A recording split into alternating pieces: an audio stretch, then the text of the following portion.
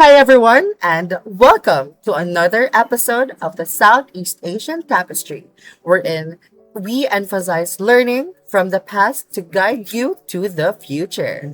And today I am your host, and we're doing something a little bit different, like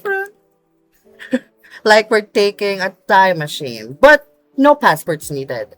Back to the pre-colonial Southeast Asia. That's right. We're talking about a All world right. before Western colonial powers reshaped the map.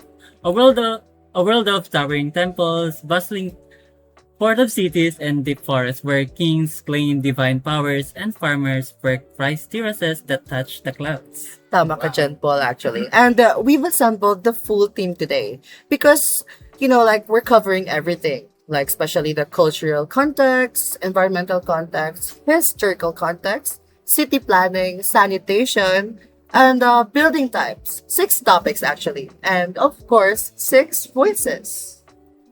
So I'm excited for this part since a lot of people doesn't actually realize that Southeast Asia's I agree. environment didn't just shape its cities, it made them possible or probably sometimes possible. Actually, true ka dyan, since again, like, for example, in the past, we really couldn't tell if something's gonna work or not. So, it's basically 50-50. Possible, impossible. So, but before we gonna everything, like, let's start at the very beginning. Not with dates and kings, but with the question, which is, we're gonna answer it, unyahan. What made Southeast Asia, Southeast Asian? Alright. But I think, like, before jud ta musulod sa ato storyahan, I think we forgot one thing. Ano po? Man, may naman ba yan? Mag-introduce? Guys, we forgot to introduce ourselves, so let me start na lang since ako man ang host. So, hi everyone, every two, every three. I am PJ Sumayan, your host for today. And I am the type of, let's just say, I'm the type of student na nakatulog. I'm the type of student like who really values history, especially the planning in our, like, for example, in our country and our city.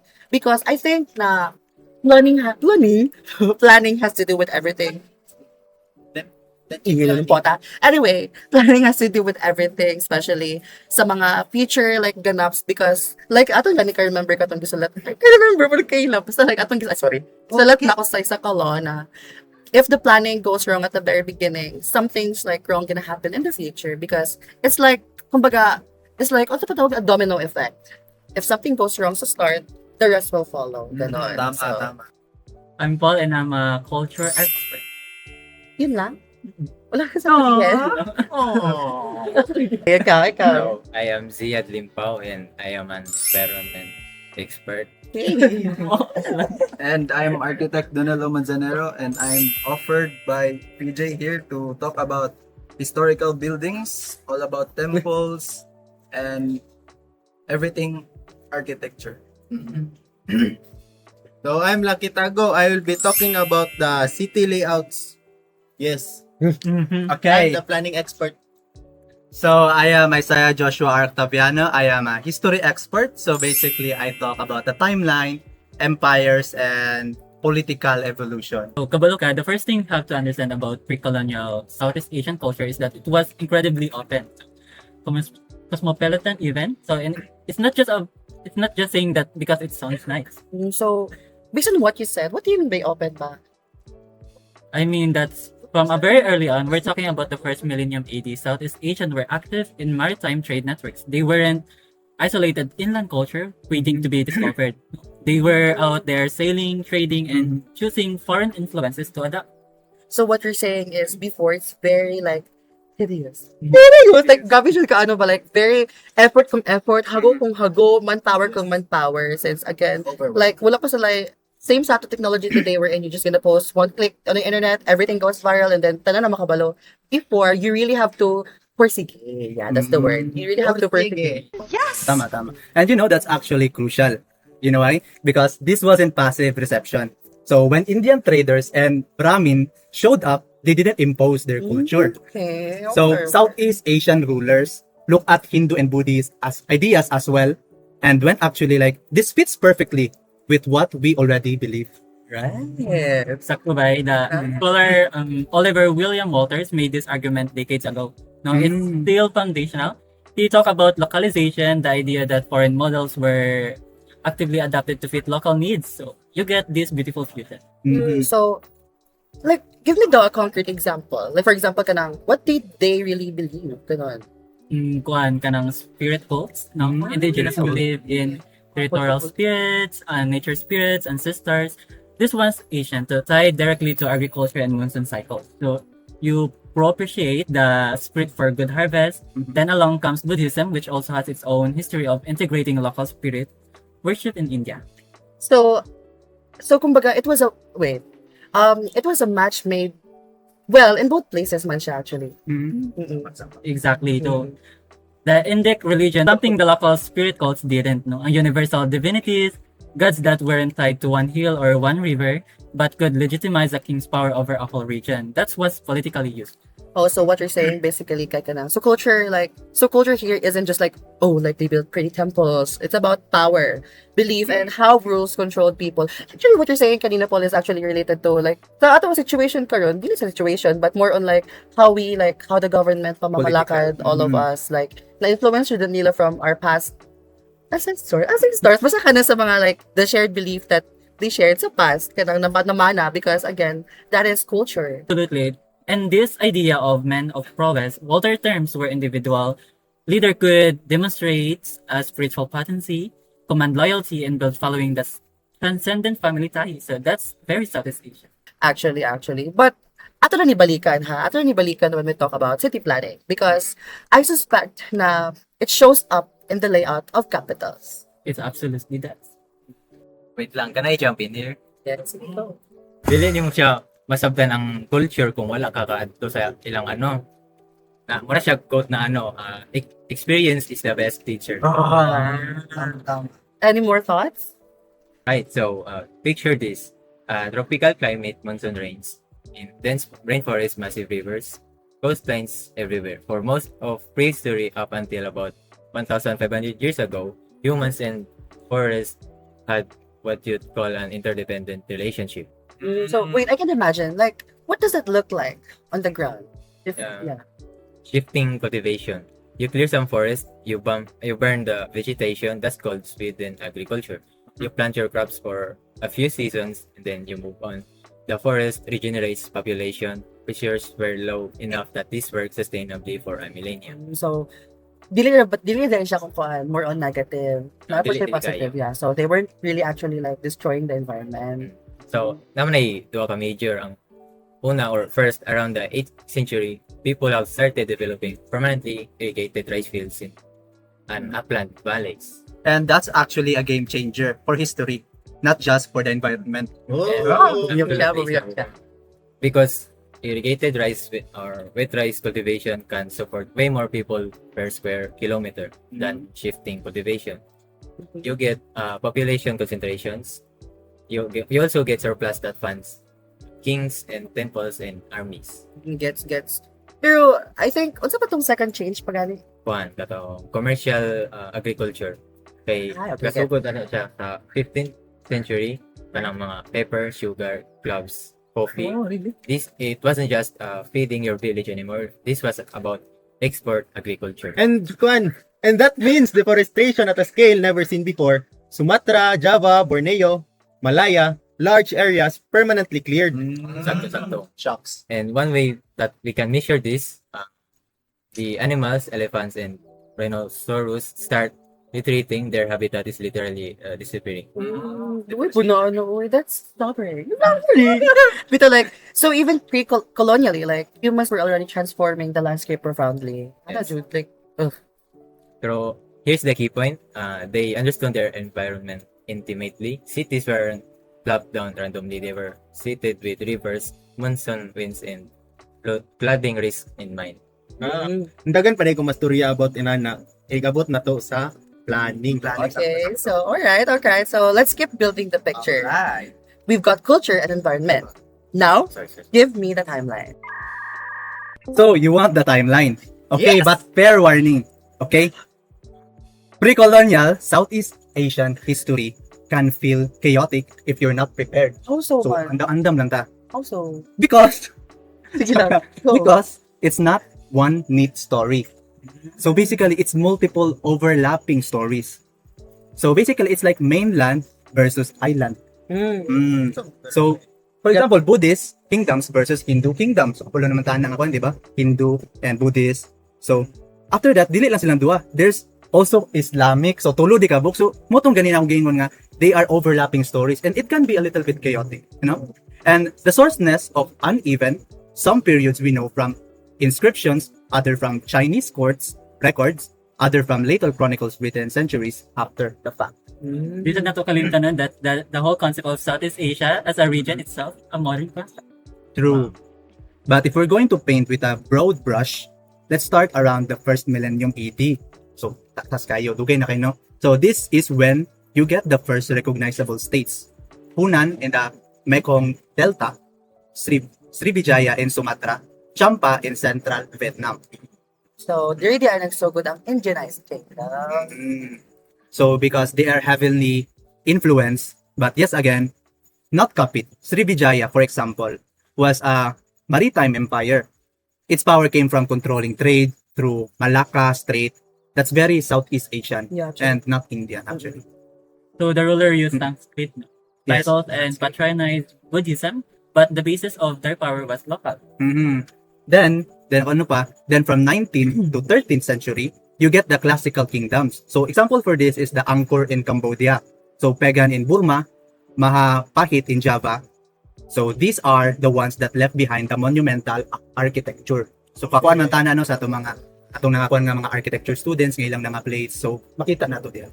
So kanang Mahapahit? Mahapahit. Yeah, sa kanang Mahapahit, that's the one everyone mentions for like Indonesia, di ba? Yes.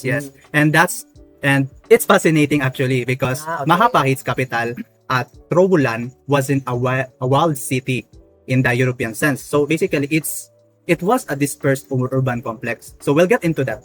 That's good because the architecture there is unique. Exactly. I've heard. Yes. Then the 15th century onward sees the rise of Meleka. So the spread of Islam and increasing of engagement with global trade works. So by the time Europeans showed up in force.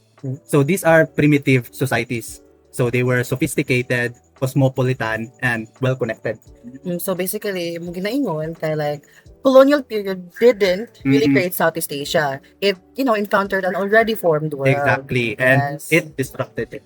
Okay. Okay. So, Mhm.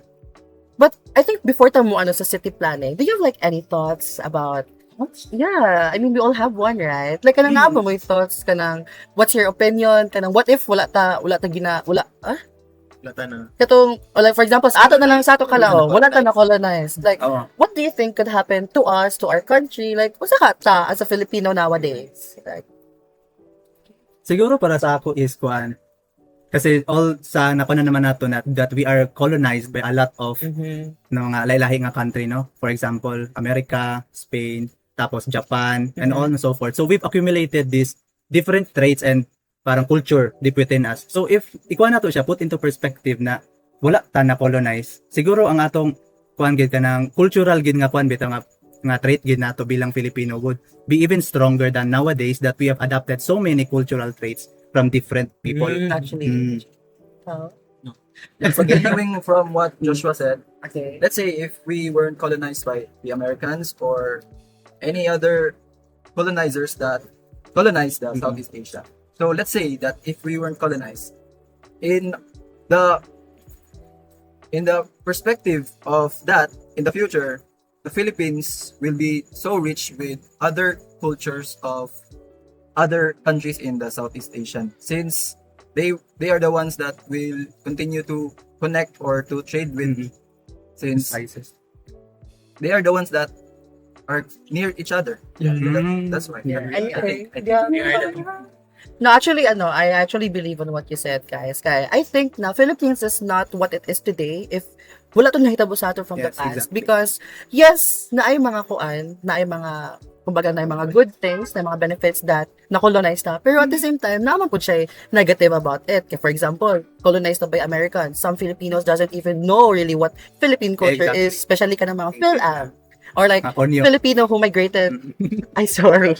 Filipino people who migrated sa gawa. Sometimes na ilan na nalimta ng atong culture, which is actually alarming. But at the same time, the colonization, the good part of colonization that gives to us Filipino is that dilita the version of sinaunang Indio.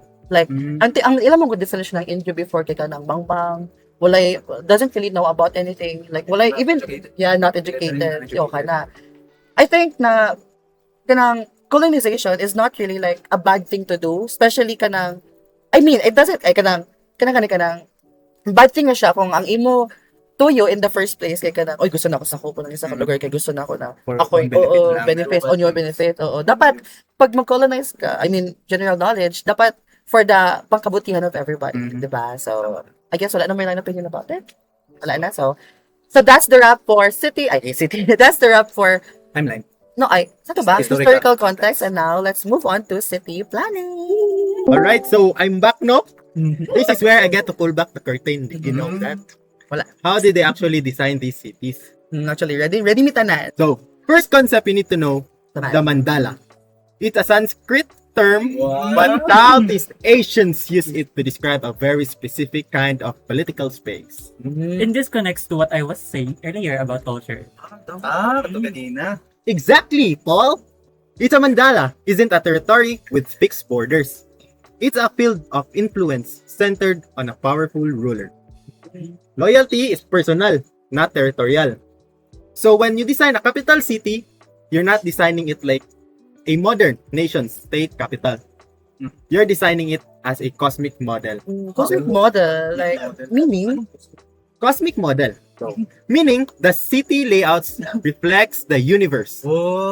Steven Universe. The ruler's palace is at the center, corresponding to Mount Meru, the axis of the world in Hindu-Buddhist cosmology. Around it, you have walls, moats, and gates. That represents cosmic boundaries. so what you're saying, like, city planning was religious. Yes, it was cosmological. Yeah. Galing. It made the king's power visible and legitimate. So, you walk into the city and you experience the order of the universe. So, can I give a concrete example? Sure. Sure, sige, go. So, we have its capital at Trobolan, like I've mentioned kanina. For decades, archaeologists weren't even sure where the city was because it didn't fit European ideas of Okay. what a city should look like. So, no dense wall, no central fortresses in the European style. Right. Right. You're correct. It was what we call a dispersed urban core. But it was carefully planned around water. Sakto na siya kanang. Isa po na siya sa key point which is called environmental integration. Yes! Trowolan had an elaborate water management system. Canals, reservoir, moats, and not just for show, for flood control, for drainage, and water supply. Like, they were thinking about sanitation from the beginning, di ay. So, Olympiado na dyan sila before pa. Absolutely. So, yes, they were thinking about the sanitation. Yeah, alright. The water infrastructure at Trowolan served multiple purposes. Number one, irrigating fields. Irrigation! Protecting the environment and controlling floods. Oh yeah, flood control! Hello! And it wasn't unique. Hindi din na unique di ay. Early Southeast Asian cities were often built along rivers. So sa una pa di ay, ang mga Southeast Asian nga mga cities duol sa rivers para paspas para duol sila sa water. Para po para sa ilang kuan ba, crops. Para sa ilang food, sa ilang animals. Para convenient, no? Para convenient. Di sila kanang layo bitaw kay sila gatuan para lang magkuha tubig. Smart. Yes. Smart move, smart. Which provided transport. So para po paspas ang exchange ba? Yeah. Siguro. Water para ilang mainom, para sa ilang animals food, and natural drainage para sa ilang waste dali ra mugawas sa ilang diri. Actually, one of the like closest and actual example of what you said kay ang night market, kanang wet market sa Thailand. Ang CDO po. Pag magbaha naman CDO. No, it's Cagayan River. Ay, really? Nasa culture ng CDO. Yeah. Okay. Ang CDO Ano? abay sa Cagayan River. So, i-culture daw ko a bit about kanang yung ginaingon na CDO River. Okay. So ang kuan kabantay mo ang kuan, ang city, ang Ayala, SM, di ba? Doon na sa Cagayan River. Kabalo mo Okay. tay purpose ana unsa daw. para ang mga sewer dito ra gawas sa river para dili magbaha pero gabaha man gyapon ta kay daghan kay hutaw. Mo flood control. Yes po ate. Lagi, going back sa example kanina, like, as what you said, na gigamit nila ang tubig for transportation and stuff, which is very evident sa wet market ng Thailand. Kay, kung makaadto jud mo, the moment you enter the, like, vicinity, ay mo makitaan kay mga bangka, nagabaligya, o mga prutas, mga street foods, which is very Southeast Asia na tawag na trade, which is ilang na ginapadayon until karon. Pero magamit na sa Pilipinas pag may baha, which is isakay ka sa karton sa Dili. Napoy na sa Cebu. Na sa Cebu. Okay. Oh, sa Pasig. sa dahil sa ganap Ang kuan lang dito kay dili sila kuan. Fish market lang to. fish market. Sa Pasig. na ng isda. Dili po. Oh. Ay, Kuan siya. Ang fish market taplin ra sa Suba. dagat or river ana. Para ang mga bangka dito na fresh ang mga isda ba. Fresh. okay. Dito drop bang palit uli boom kaon ana. Nice. Good thing. Patayin. And if you're building in a monsoon climate, you have to think about where the water goes when the rains come. Okay. So another feature po di ay kay ang compactness. Pre-colonial Southeast Asian urban cores were often surprisingly compact and walkable and not sprawling suburbs dahil siya. So, not sprawling suburbs, dense, intimate spaces where people can move around easily. So, it's not really what we think of when we imagine kanang ancient cities, especially with huge empty ceremonial spaces, actually. Yes. Some had ceremonial spaces, but sure, but daily life happened in dense. Okay. So, organic neighborhood and open spaces, like the alon-alon in Javanese cities. The central square were carefully designed for public life and climate. So, wait, let me rethink everything. Kay, I think this is new about, like, I think, kabalo na ko tanan sa primitive, urbanism, pero it turns out pala mali ay. So, okay, speak more. So, muna ang punto. Okay. They weren't primitive. They were different. Different is good. Oh, okay. So, wala naman any comments about it? None so far. Nice. So, let's proceed to sanitation. So, alright. I think, since tapos naman to sa city planning, I think let's dig deeper into sanitation specifically. Because, as you mentioned kanina earlier, like, water systems. But, I want to know, did they have toilets? Like, ginataga ka ba nila ilang shit sa kuan? sa dagat? Or like, nasa like, ginalubong? Or nasa like, toy kalibangan? Or like, even garbage collection?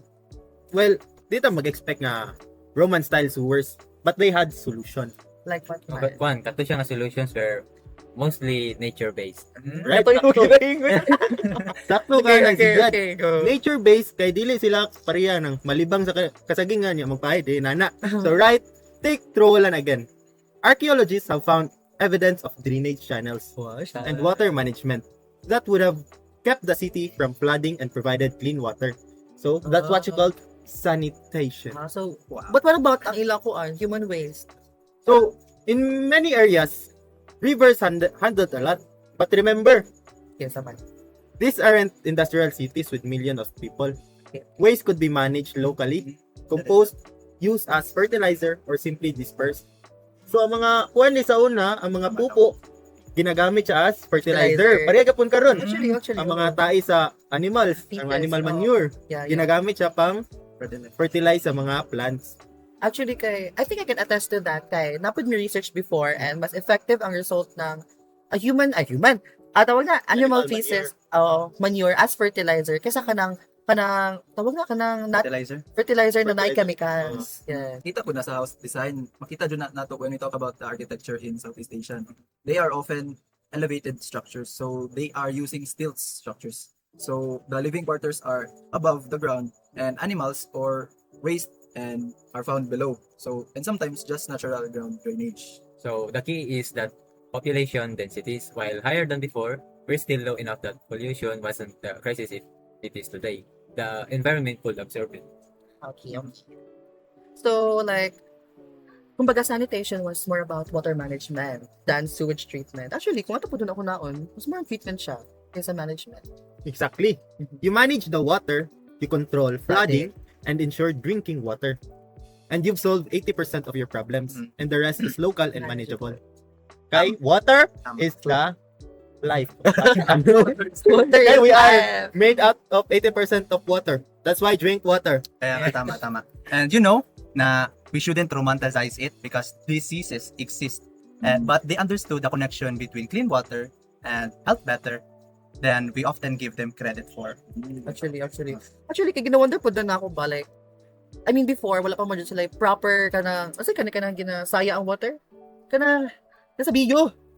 Proper kuan, septic tank. No, ka ng filtration. Filter. Wala pa sila proper filter. Yes, helpful siya and makatabang siya sa like sila community, pero again, as what you said, diseases existed. Kumbaga, it's not 100% clean, pero I think dili po dapat immune. Kumbaga, for watering the plants, ano lang, ng mga levels. I think, I don't know, kung wala dyan kay choice, kana na siguro na time. So, Diseases, pang parehatong sa kuan. Issue gani, katong nagkalibanga mga tao. aya, to reset na naitabo. To nag-start sa kugon ba to? Sa But March. aso to nag-start, pero Baya lang, nagkalibanga. Dili, baya lang. Yeah, I don't know. Basta it has something to basta it has something to do Kaya ginapituan na to. with the water. So, wala naman yan, So, ma-add. masking karon modern na ta, di gyapon ta magkumpiyansa. Tama. Kaya ang bacteria dili dali ma. Correct. Kajo. So, wala naman lang ma-add about sanitation. Wala na so far. Like, Ano may Wala na? questions? do you have questions? No. Okay, wala na may sanitation.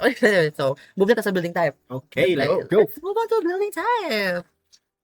Finally, it's my turn to talk about Alright. building and all about architecture. Okay, building type. So, let's talk about what they actually built.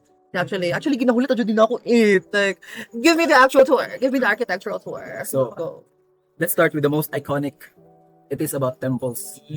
But don't think of them just places of worship or kanang mga historical buildings lang siya. They have a use. I think, ano po siya, I think inline na siya sa imong example. Kaya remember mo, Bible related na siya. Kana, itong ganit ko katong, because of powerful kay siya, itong murag, itong ganit, inline sa kay Moses story, katong nagpa-celebrate siya, katong, katong, nagpahimo siya gold katong gaan na ganit. Pyramid food, pyramid. Oo, katong ilang ginasamba kay, tungod lagi ana kay, ano na sila, maligtas, tapos pagkaugma dayon, nag-earthquake, nag-tsunami, tapos gitakas niya itong mga tao from katong area, nanitabok sila sa, Ang gitungan ni Moses oh, ang gitungan kuan, niya ang river, dagat, oh. Jordan. yeah. Kuan Which po, ang actually- pyramids bitaw pud bay.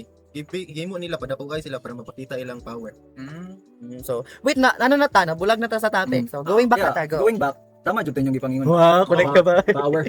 Kaya dili lang siya Power. places of worship, pero statements of power sila. Siya kanang at a far distance garbosa na siya. Like pailan na siya ti. Ganito ako ganon. Oo. Mong kuan pod kanang long lasting pod yung mga buildings of Actually, kanang mga mga wonders of the world na to ba. Okay. So, Kay- but quality. Ang mga building materials nilang gigamit kay permanent materials. Yeah. So long lasting. Speaking of basta pa tong isa ka terms architectural na mula sa pila ka sustainability. Kanya. So, at that's what you said kanina, permanent materials being Like kanang mga natural like stones, brick. Take Take Tambor Prey Cook in Cambodia. Unsa sa? Tambor Prey Cook in Cambodia. So in 7th century, pre-Angkorian na siya. So the temples there are primarily brick. So tama po itong ingon nga, permanent sila being permanent materials, being brick. So with sandstone for decorative elements and laterite for foundation. So kanang laterite king, something about stone yun na siya. Pero kanang natural na siya nga, mo permanent bitaw yung status mong lugay siya mo kanang. Gets. Pero ngano brick man instead of stones? When you think about it, it is all about availability Yeah, actually makes and sense. skills. Kaya ang brick, imo pa nang i-mason pa na sila. So, Ang dagan stones igtaan na. dagan pa kay process. Pero ang stones, dira lang, kabalo na tanan, skill, tradition. Pero ang brick allowed for intricate carving after construction. So, bali, murag, after the fact na ang brick. So, bali, una ang stone, then decorative din ang bricks. Kay sila man gud ang makarve og dali kaysa sa stone. Ang stone kay gahi, then ang brick kay pwede ma-carve. Promote. Stone ginagamit pang kuan walls. Okay. Interestingly, the octagonal shrines at Sambor Praycook closely resembles temples in eastern India. So direct evidence jud na sila nga ang Indian connection we talked about earlier, na Vito and mentioned. Yeah, but I think not everyone lived in stone temple. No, absolutely not. Kay most people lived in timber and thatch. Kay kana ray lang ma-afford. Kay when we talk about kanang mga permanent buildings, kung una-unahon dyan ninyo, para na sa mga importante nga buildings bitaw na long lasting. Sample kanang mga kaning atong mga school premises, ang kanang city halls, hospitals, ang and everything nga importante sa ato ang katabang. Pero ang timber and thatch, talking about kuan house, dali ra man gid sila ma-produce. Maong magamit lang og kanang timber and thatch kay kuan man pud dagan pud na sila. Like surrounding na to, dagan jud ang mga wood and mga inana. So that's why we know less about ordinary housing. Kay mo decay siya over time. Dili pareha sa mga permanent buildings. Oh, But we can reconstruct from reliefs, texts, and surviving vernacular traditions. actually, it was a smart move for them kay knowing na this, like for example, this building kay ila jud nagamiton for how many years. It's a good choice of material actually na ilagay gamit. Since again, ginagamitan siya everyday, dapat quality po ang ano para mo last and para di ka siya dali mag-collapse. Yeah, and this is where culture meets architecture. Yes, the pillared space is fundamental in Southeast Asian architecture. Elevated floors, steep roofs, open ventilation, dili na sila random.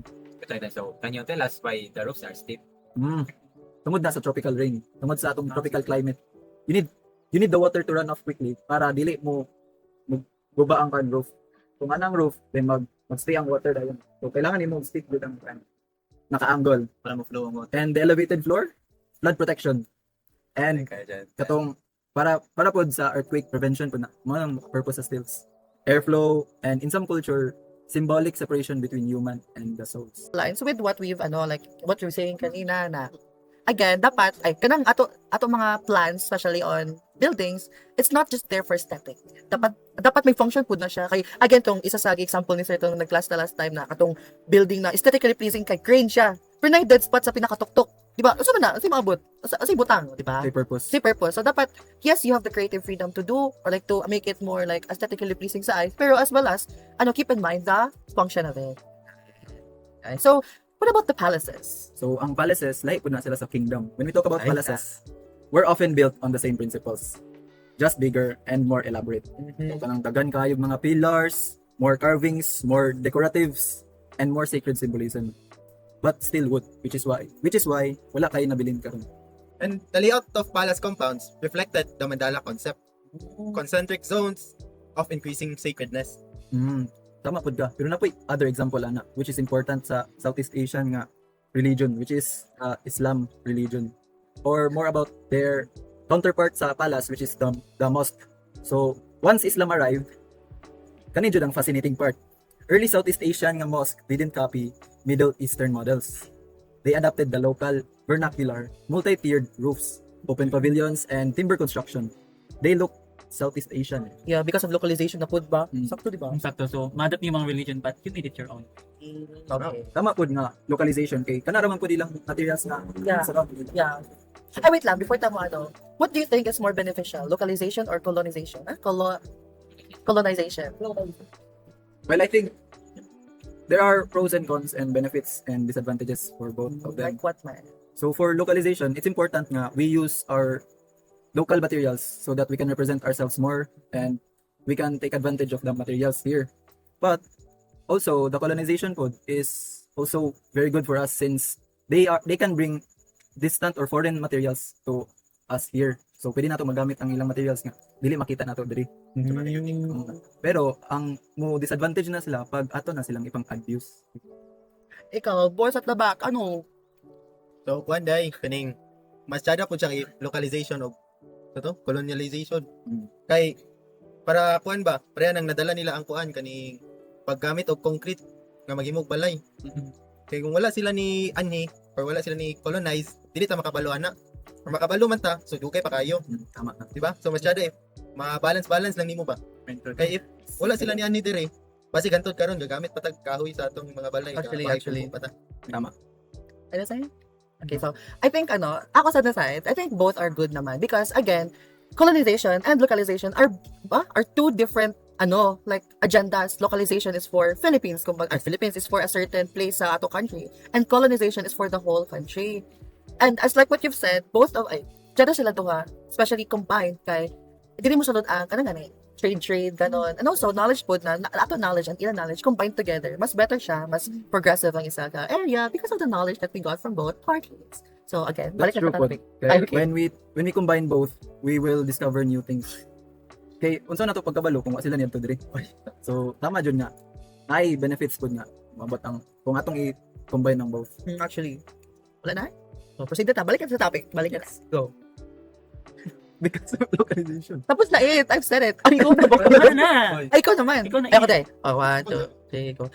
Okay. So, kumbaga, if we're talking through a pre-colonial Southeast Asian city, what would I possibly see, kumbaga? Kasi ako makita, like, Ganun. kumbaga, pasagos na pasagos. That's what I talked about earlier. It's a mix. It's wooden houses on stilts, clustered along waterways. Okay, go. Oh, that's the one thing that you mentioned earlier in Vietnam. A few monumental bricks or stone temples Ay, rising above. So mga temples for worships and open markets with temporary shelters, canals with boats, and dense green and built for the tropics. And you get to hear it as well, like water flowing, animals, people speaking multiple languages because it's a trading port. Actually, agree ko sa inyo doon. And I think for this, kanang, ato, sa kaninga segment, kay, one of the things na ma-point out nato is, example, na structure is ang bahay na bato. Katong ang ubos is partly stone, partly, mostly stone, and ang above kay woods, which is again, a great, kanang tsada nga ambag ng katong colonization. It's because napatibay nila ang ato way of living sa karaan ng Filipino, because as we know, the old Filipino house is bahay kubo, which is, let's be honest, it's not that sturdy, especially pag may bagyo. Pero, pag maguba po, dali na po siya mabuild. It's because we Filipino rely on kanang gani. So, ka term kanang imo lang, ang term nimo kay ginakuha lang nimo sa surrounding. Accessible? Na pa isa. No, kanang inyo vernacular. Dili. Yeah, actually, more siya vernacular kay ang design different, pero ang imo sources kay from your own local. Ano ba? So, yeah, isa siya sa example nato ma-point out. And at the same time, katong pag sa part ni Ziad, kay kanang, it's not only sa ma-apply sa balay, but also sa culture, di rin po siya nato ma-apply sa balay, but also sa ato mga language, and basically on how the minds of Filipinos work nowadays. Kaya kung pabili na ta sa ato traditional way, yes, may progress, pero dili kaayo dako ganyang progress. Unlike karon na ginatudloan ta na, kani mas paspas. Sakto inyo pala pamalakad, pero okay, mas paspas ni siya, mas may shortcut kumbaga. And it actually sounds alive. Yes, Yeah. it was. It was very much alive. Yeah, I agree on that. So, do you have any thoughts regarding sa kaninga topic, kaninga segment, which is building types? Any obvious Pero thoughts? before ng bahay na bato biya kay naka-innovate na sila ba kung saan nila pag-counter bitaw ang Storms. ng termite. Kuan man to katong Yeah, ang ubos sa balay ilang but nga og bato para Mm, ang moisture ang termite dili mo dito sa kahoy para mas mula siya longer. actually, oo. Ay, kwan po, additional lang, katong po, Torogan House, di ba? Yes, sa Muslims. Kuan siya, elevated ang balay, which is, again, ilan na ginabuhat for them to prevent gani sa mga baka. And at the same time, pag naay mga wild animals gani ka roam sa, like, mas safe gani sila since elevated ang ilang house, which is, again, a smart move. Yes, looking back at it from now, okay, fascinating jud kay nga naka-come up sila nga idea bitang nga that kind of idea to counter or to respond sa ilang surroundings, which is why important pud nga we know our surroundings pud bitaw para atong ma-observe and ma-adapt jud nato og tarong para dili lang ta magpadala sa surroundings nato mali or kanang not beneficial sa ato. Yeah, actually, gabi po siya katsada nga practice. Kay, again, beneficial siya, and at the same time, it makes our lives easy. Like, Tama. di niya stuck on one phase. It keeps evolving natin nalaman. At the same time, na-apply siya nato in our everyday lives. So, to wrap it up, big and a green flag to not only to our like sa ato to our Filipino citizens, but also to our culture and country at the same time. So, wala na may any thoughts, opinion? Well, since I think we covered it all na, di ba? Nakacover na ba na ito tanan? Yes. Nakacover. So, Yes. end na? Ending na ta? Yes. End na? Sure na ba? Alright, I think we've covered a lot today. Yung pakilawag today. Like, karoon na moment, like, especially environment, history, planning, sanitation, buildings, and I want to ask each of you, what's one thing you hope, like, our listeners, like Jolo here, our listeners take away in the knowledge, kumbaga? That Southeast Asia wasn't a passive recipient of greater civilization. So it was a creator, it used and adapted and made things its own. Okay. Oh, So, humans have been shaping this environment for over a millennium. The forests we see today are just wilderness. They're landscapes we just Okay. So in my part, I hope that the viewers had a gist of that pre-colonial doesn't mean pre-sophisticated. So these Right. were complete societies with their own trajectories long before Europeans arrived. So, I hope that the listeners would that the city isn't a modern invention. They understand cosmology, climate, and community food, and build cities that work. Actually. For the future architects, that I want them to tell stories. I want them to continue telling stories that buildings aren't just shelters. They're statements of belief, power, and identity. Actually, what all you guys say, kaya ganun, sakto siya, sakto siya. It is one of the key points that they might get from listening to our podcast. But for me, I think the takeaway is connection. Like, everything we discussed today is connected. Belief shapes planning. Planning shapes the environment. And environment shapes the history. Which is, you can't pull them apart, to be honest. Kaya, masyag DNA, connected to one another. If something is missing, it can't function well. Which is also at the same to our society, di ba? That's the beauty of it. No? Oh, And the challenge of studying it. actually very challenging to judge. Like, girl, history ba it's not that easy. Like, if you're really gonna learn it by heart and not just by scanning it. Diba? Diba dagan sa ato na ano sa kowa. Personal. But yeah, but again, well, we've only like scratched Isa loob. but yeah, like I think ano lang, na-scratch na to ang surface level because there are kingdoms that we didn't mention, which is di na part sa atong scope karon. Islands we skipped. Okay, the world is a vast ocean and a lot of islands, and centuries we glossed over. But that's what future episodes are for. So abangan niyo yan. Or Future researchers. actually, okay. I mean, pwede man sila mag-research on their own if they really wanted to. But yeah, exactly. If this sparked your curiosity, look up Mahapahit, look up the mandala. Basta look up vernacular architecture. Basta everything that we talk about, and if you like, if naamoy something na dili wala kayo na catch up sa mo ginasulti kay, just look it up. So, naamoy internet to search. Pero again, I hope na namin na learn, namin natunan, and namoy na sabtan sa mga gosh. And maybe if namoy oras, step outside and appreciate how your own city handles water. Yes, actually, because Touch some grass. yeah, I appreciate your storm drains, kumbaga. Like, ano po siya, mo siya metaphor, mo siya play on words sa quote na, go out of your comfort zone. True. Like, bitch, like, how would you know a lot of new things if you stay ka on a certain, like, space, di ba? True. So, yeah, I think thanks for listening to Southeast Asian Tapestry. I'm gonna shut up, guys, because it's getting late. We're your hosts for today, and historians, architects, and enthusiasts signing off. This is Prince Sumayan, your host. All? Paul, Paul, ano ka?